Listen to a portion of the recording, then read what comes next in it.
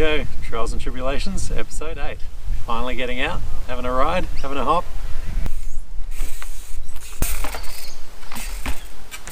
Now I've come over to my old primary school, Hawthorndene Primary in the Adelaide Hills.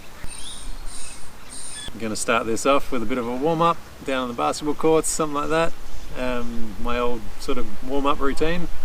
I'll move it over to some fundamental hopping, rocking, pivoting sort of moves on the staircases.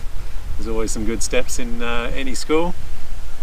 And then this school has gotten way cooler since I used to go here and when I used to ride here. We've got all these new rocks. There's a bunch of rails behind you. Over this side we got some new cool stuff getting built. Looks a bit World Cup-ish, but you know, when they take the fences down, we'll give it a crack. Now, let's get into it. This is my old warm-up routine for any ride, any demo. I still do it now quite often in the car park of a trail ride. I often get called out by the other riders, stop showing off, but what I'm doing here is tuning in with the angles of the bike. So the hardest thing about swapping from the little trials bike with a 72-degree head angle to the big enduro bike with a 64-degree head angle is getting used to that steering angle and how quickly everything changes direction. I find riding fakie like this the best way to do that, the quickest time. And moving it here into some front wheel pivots into back wheel pivots. And this is always a great show starter. If the crowd started cheering when you were doing this, you know you're in for a good run.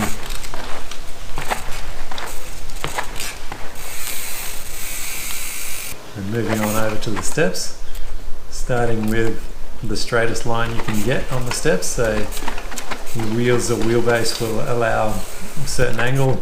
Obviously you can't go quite straight on. Straight on is really hard because the steps are pushing you backwards down every time you bump your front wheel or your back wheel into the step in front. So switching it up to one step in between instead of the two steps I had before is actually quite a bit easier. Making sure you do both sides. So you get a lot more room to move around, roll a little bit, hop a little bit without getting caught up on the next step. And what goes up must come down.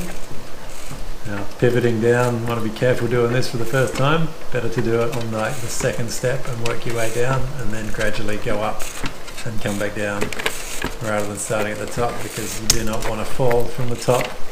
And I've done it at least once. It was not a fun day. So pivoting all the way back up. And then once you graduated from one step at a time, a little bit trickier with two at a time. And make sure you practice both sides. Don't neglect your bad side.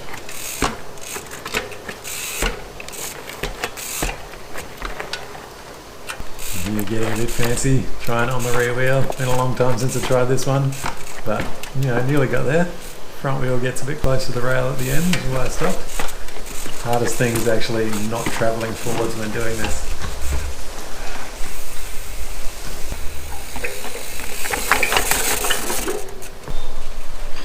I think we're well warmed up now. Got the eye in on the steps. Not too many excess hops, so happy with that. And one more for luck here in pure manifesto style for the trials fans out there. Moving over to the rocks.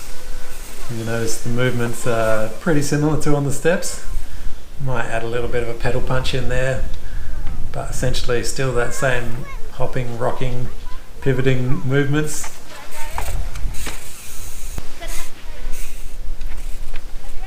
A bit of drivetrain control, throwing in the pedal punches to get forward movement.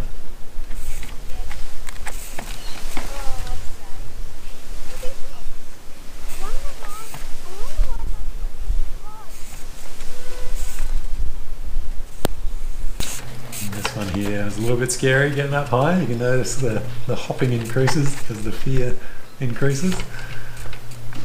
Managed to pull it off in the end, so happy with that.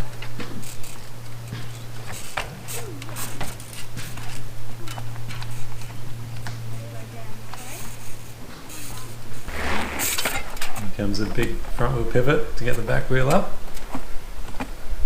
Bit more committed move. Hopping and rocking to regain balance. Bit of a punch there.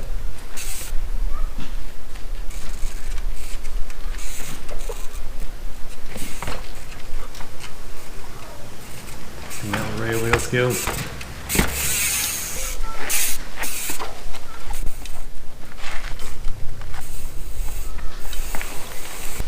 Moving over to the rails, this is the first attempt.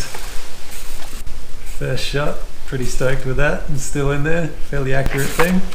Once I had it dialed, it was on, just did it about 15 times, just for fun. And trying this one a little bit trickier. Could this be the advantage? 27.5 wheels, it's got like a bigger span, you can land on more of the contact patch point, so it could be the future. First ride out in the wild. Well, it's actually my 4th ride out in the wild. We had the lockdown video, that wasn't really out in the wild. I've had another ride in the backyard since, no cameras, and then I had a street ride in the city with Steve. That was great. Learned a lot of my boundaries.